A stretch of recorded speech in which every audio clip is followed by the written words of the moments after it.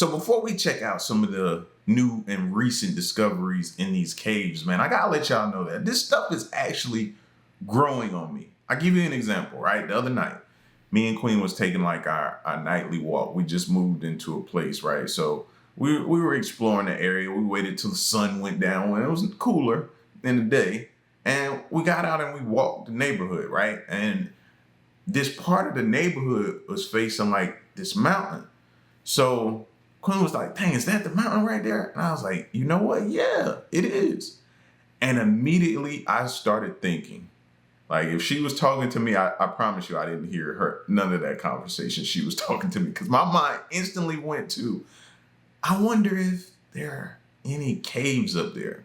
And if so, I wonder, have they been discovered? And what could be in it? What type of history? What type of this? What type of that? So this stuff is actually growing on me, man. You know what I mean? And if it's growing on you too, and if you learned something in the videos, man, spam that like button. That's all I'm saying. Hit the like button for me, all right? So we're gonna check out some new and recent discoveries. And if you're new, subscribe. Let's go. Caves are pretty mysterious. Not just to regular folks like us, but even to scientists. Any expert can tell you that when it comes to caves, it's not just an area or space under the surface of the earth, in hillsides or in cliff walls. Some of the time, caves are a complicated system of connected passageways, often like an underground maze. A jeweler, an anesthesiologist, a security guard, and some scientists walk out of a cave and back into the world. Other times, listen, I thought he was setting up like a punchline for a joke. I thought he was setting up a joke starting out like that. Times, it's full of bizarre things like you're about to see in these next clips. Hope you're not afraid of the dark when you venture into the unknown.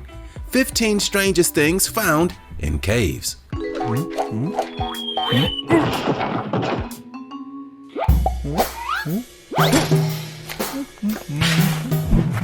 Giant prehistoric shark. Sharks in Kentucky? Scientists said some of the most mysterious and frightening creatures in the oceans today were swimming all over Kentucky 350 million years ago. And researchers were stunned when they discovered the remnants of a huge, fossilized shark head in the walls of a cave in Kentucky. The remains of the ancient animal were found in Mammoth Cave National Park, which is the world's longest cave system. The shark fossil was discovered by scientists who were investigating the cave system. Their skeletons are made of cartilage, which does not fossilize as well as bone, so it's rarely preserved. Preserved cartilage can only be found in a few select locations around the world. I know y'all like me, you're impatient, you're waiting on them to say, what type of shark though? You know what I mean? Are we talking megalodon or just some random, just great white or something like that? Teeth, on the other hand, are among the most common fossils found around the planet since they're replaced throughout the animal's life. Based on what was exposed in the cave wall, they identified the lower jaw, teeth, and other cartilage belonging to this one large shark and around 100 extremely detailed teeth of other shark species. The experts estimate that the new fossil from Mammoth Cave National Park was from an individual measuring around 15 to 20 feet, which is about the same size as a modern-day great white shark.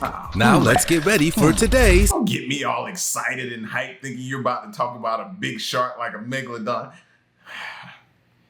They got me all hyped up for nothing. Missing topic. These cave workers must be in total shock. In fact, what they discovered inside a cave shocked the whole world.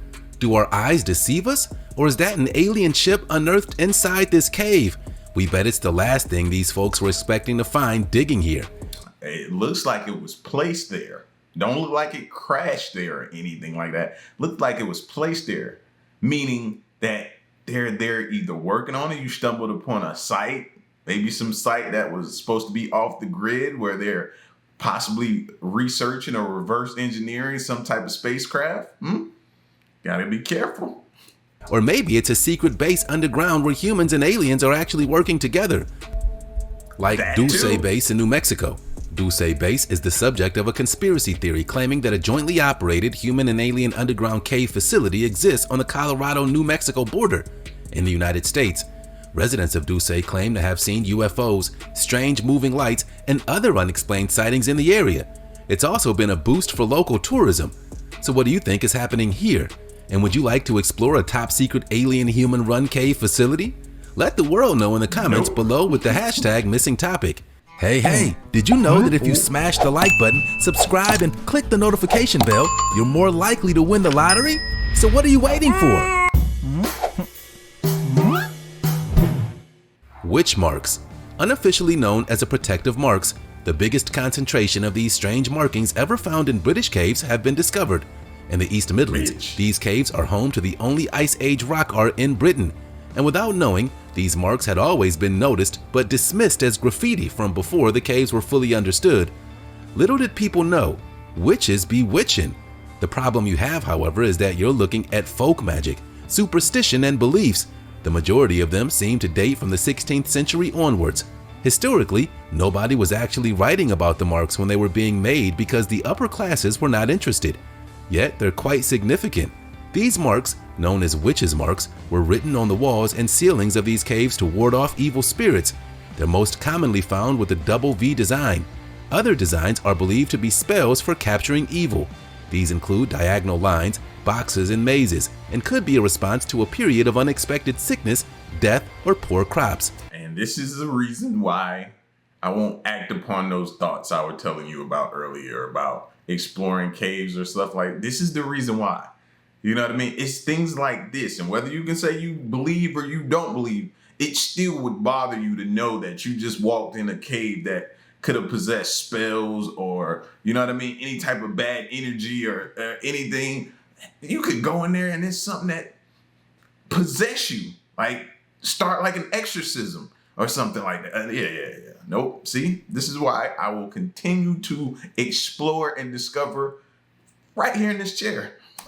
Another common place to find the marks is historic churches and houses near the entrance points, particularly doorways, windows, and fireplaces. Montreal's mysterious caves. A district in eastern Montreal, known as St. Leonard, boasts some of the best cuisine in town, and it looks like the Canadian neighborhood's vibrant street life may be matched by its underworld, St. Leonard Caves. Local cave enthusiasts were already familiar with them, a 115-foot wide cavern discovered in 1812, and now they'll have more to explore as the cave network was recently discovered to be vastly larger than once thought. It's an incredibly long network that stretches for at least 600 feet right under the city. Experts believe that the cave system took shape during the last ice under the city, so it is kind of like an underworld. See, man, we need to know where this stuff is located. We need to know where this stuff is. Imagine some people still living down there, or some people finding this, and it's up under the city. Easy to what? Tunnel right into your place if they wanted to, right? No, we need to know where this stuff is. Age, when receding glaciers left fissures in the bedrock. Glacial meltwater helped further carve out the cave, which has many delicate stalactites dangling from its 20-foot high ceiling, rare for a cave so far north. Further into the passageway, the ceiling was so low and the water so deep that explorers have to turn around and come back. So far, they've explored about 500 feet of the passageway, all while doing precise surveying for the city to make sure no homes above ground are affected by the cave. And for urban explorers, it doesn't get more adventurous than this. Baby dragons. Want to see the unusual birth of a dragon offspring in a cave in Slovenia? This cave system is one of Europe's most visited subterranean attractions, and it's home to some little dragons.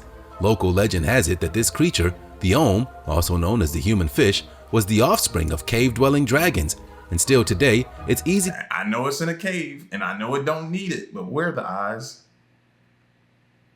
How many of y'all was looking at it thinking the same thing? Where are the eyes? Yeah, it's aliens in caves too, bro. To believe that there's something extraordinary, even mythical about them.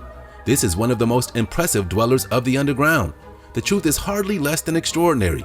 At about a foot long, fully grown, adult ohms are the world's largest subterranean animals. Over their 100-year lifespans, they never lose the pink external gills that look like sea anemone tentacles. These aquatic salamanders are also blind, sensing light and vibration through their skin and sensory pits on their heads. Their hearts beat just twice a minute, and they can go more than a decade without food. So, when they give birth, it's a huge deal. And recently, the first offspring hatched. This was a remarkable historical event that captured the attention of the entire world. Today, the cave attraction takes pride in over 20 new baby dragons. Indian aliens. According to archaeologists, these paintings have depicted aliens like those shown in Hollywood flicks.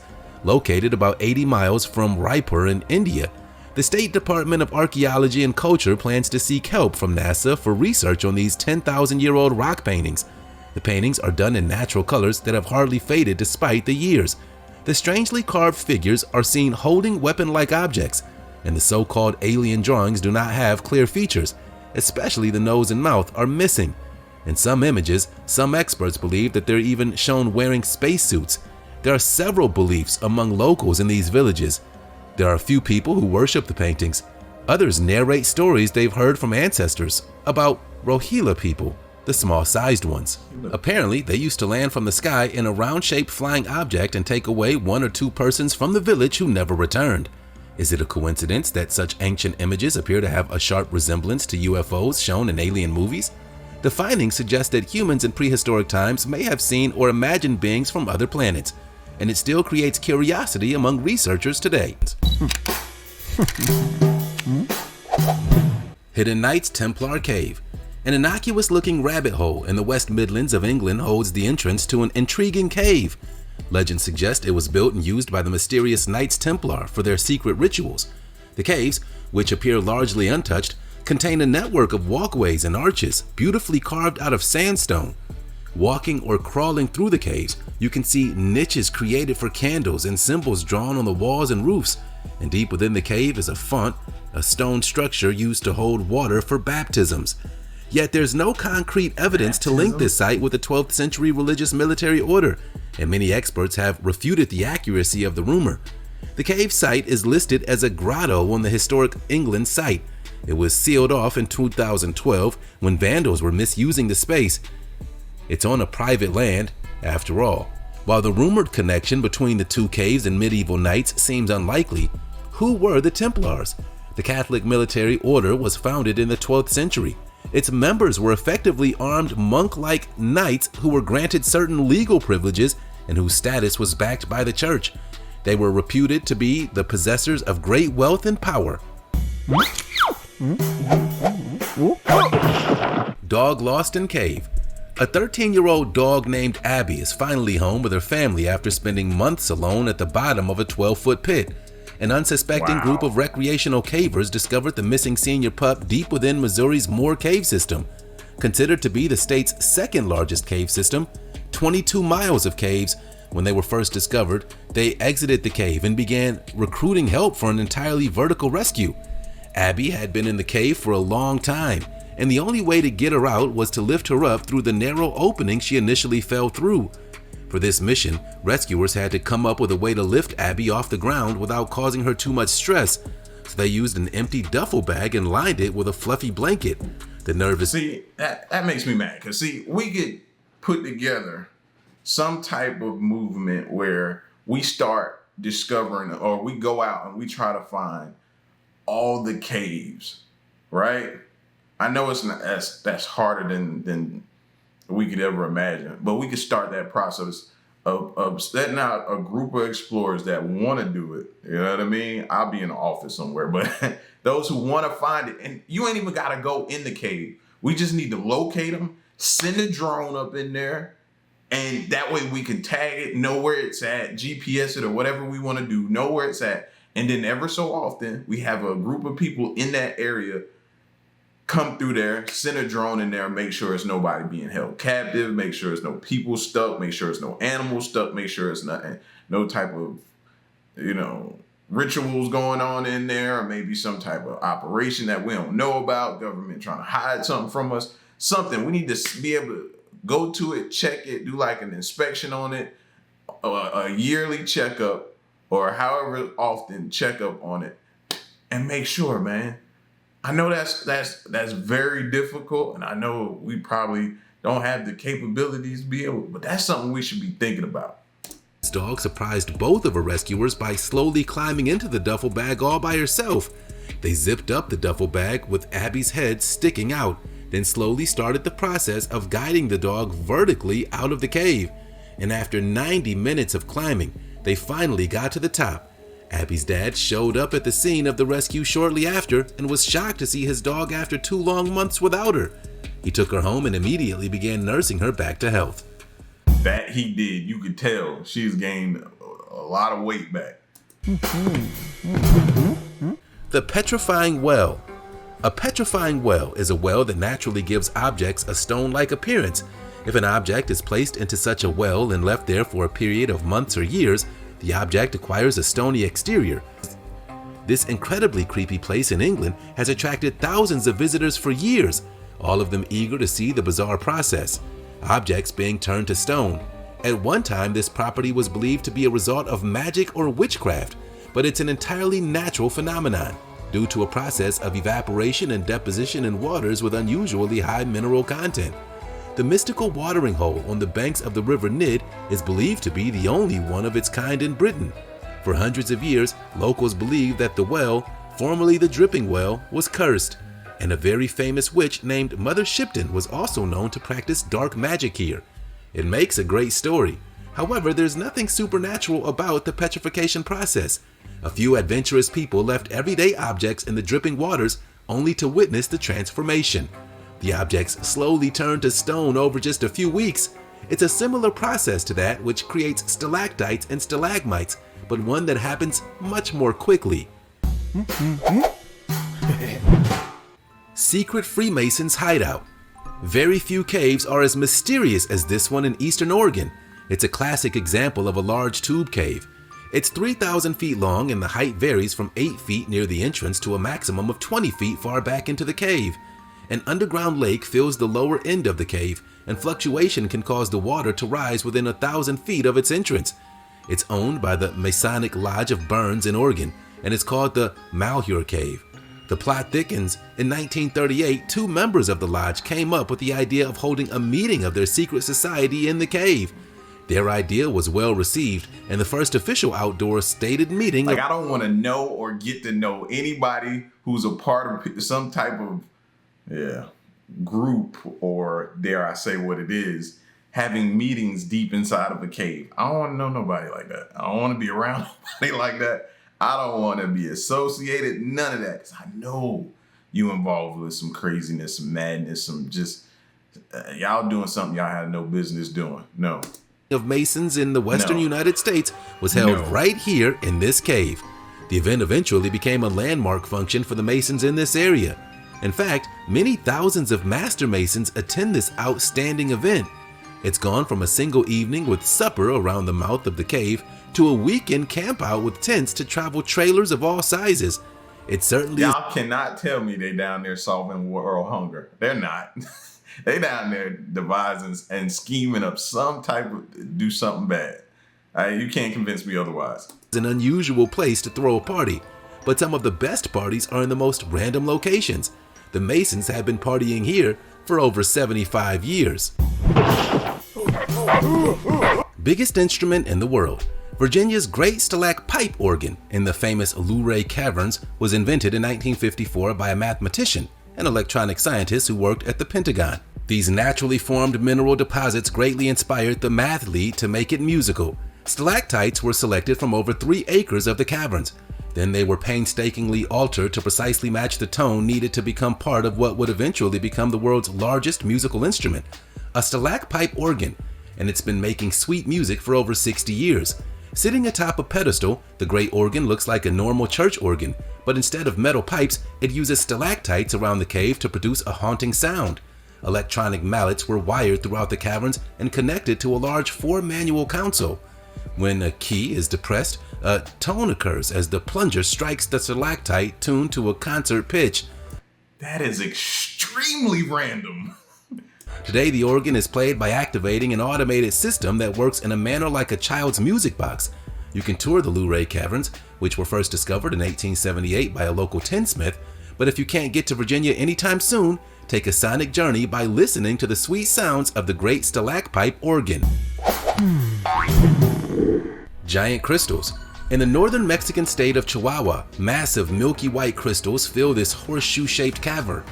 Since its discovery, the subterranean chamber has drawn researchers from around the world, enticing them with both rare beauty and scientific mystery. Miners searching for fresh ore deposits just over 20 years ago came across this unexpected and awesome sight. It looks positively out of this world and became officially known as the Cave of Crystals. The tallest crystals have been measured at 36 feet high, weighing approximately 55 tons. Many are long and wide enough to walk across and to comic fans look like Superman's Fortress of Solitude. But how did it happen? Up to 3 miles under the surface of this cave is a giant pool of magma. The caverns became flooded over time as a result of groundwater seeping in. This water was rich in minerals, and the heat generated by the magma worked like a cooker, maintaining a steady heat for 500,000 years. The minerals in the water then transformed into the selenite crystals that we see today.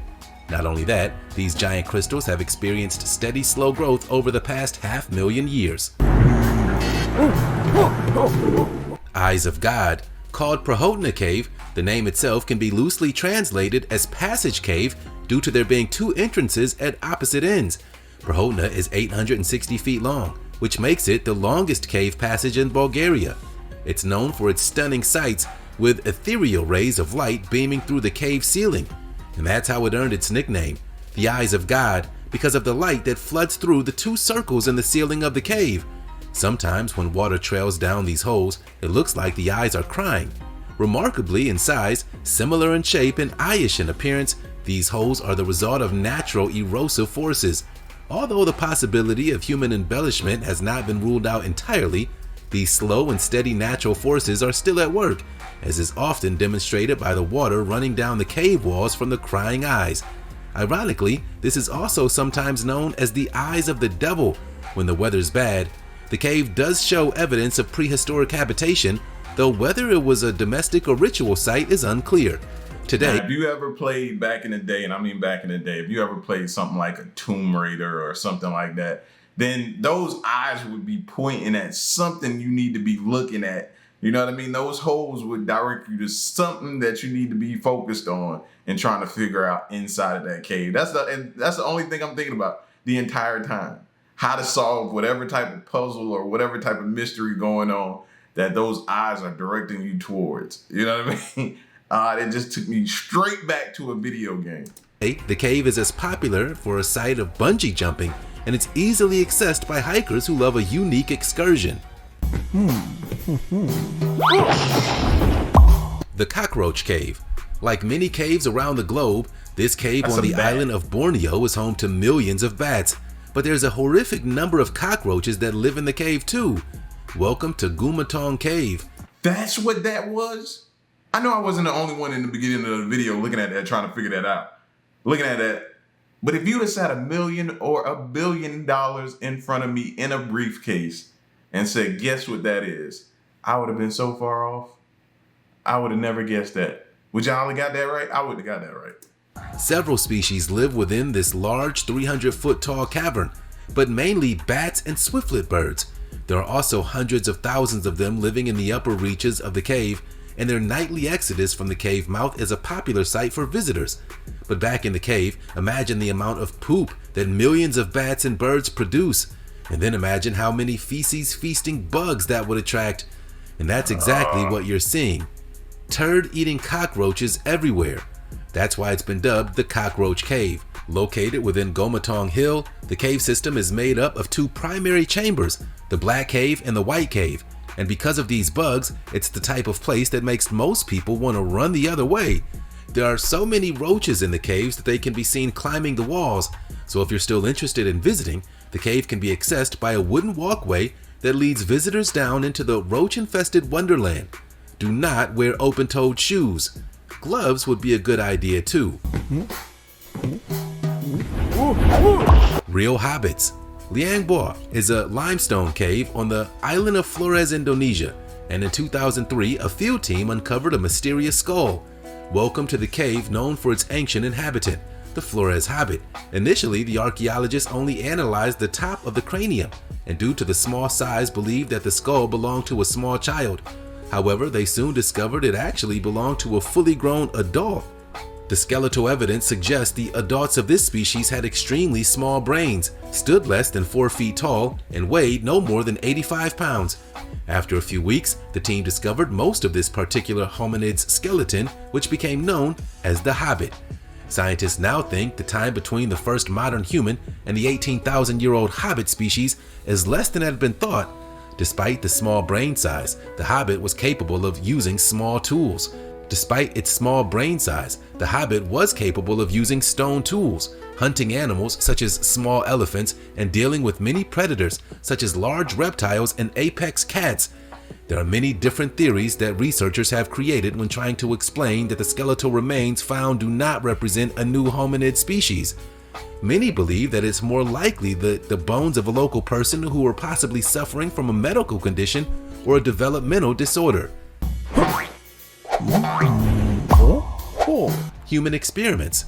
In an extreme experiment to see how the absence of clocks, daylight, and external communications would affect our sense of time, 15 people emerged from a cave in southwest France recently after 40 days underground.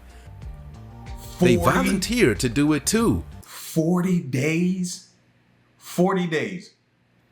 I just can't see myself doing it. No. With big smiles on their pale faces, they basked in the light while wearing special glasses to protect their eyes after so long in the dark. Naturally, they left their voluntary isolation to a round of applause, but it had been rough. The group lived in an unexplored cave. There was no natural light. They had no contact with the outside world, no updates on social media, nor any communications with friends or family. As expected, those in the caves lost their sense of time. The volunteers followed their biological clocks to know when to sleep, when to get up, and when to eat. They counted their... I know some people who wouldn't have been able to do that. They nap too much during the day and then they go to sleep. Like, they wouldn't be able to keep up. They would have to go off for somebody like my sleep schedule. I don't take naps during the day. So when I'm down for sleep, I'm sleep. Now I'm up in the morning, I get up and I'm up to my next sleep cycle. So they would have to go off of my sleep cycle. You know what I mean? 40 days, no sense of time. Bro, that had to be like, oh man, y'all would be irritable. Some people would be like super irritable under there. No. Days, not in hours, but in sleep cycles. Scientists monitored their social interactions and behavioral reactions via sensors. Scientists behind the project say the experiment will help them understand better how people adapt to drastic changes in living conditions and environments. As you've seen, caves can be some of the most extreme and polarizing locations around the planet. I would imagine that's what it's like to be like thrown in one of them, go to prison, get in trouble or something like that and be thrown in the hole or something. Not like the ones we see, like the ones, people that really have like the hole they send you to, and you don't, there's no light going in there, you don't know, and you in there for weeks or months. Yeah, I would imagine that's what it's like. Full of environmental wonders as much as there are unexplainable mysteries, but we wouldn't have it any other way. That's the end of it, man. Listen, man, y'all hit that like button if you've learned something. All right? Until next one, I'm gone. Peace.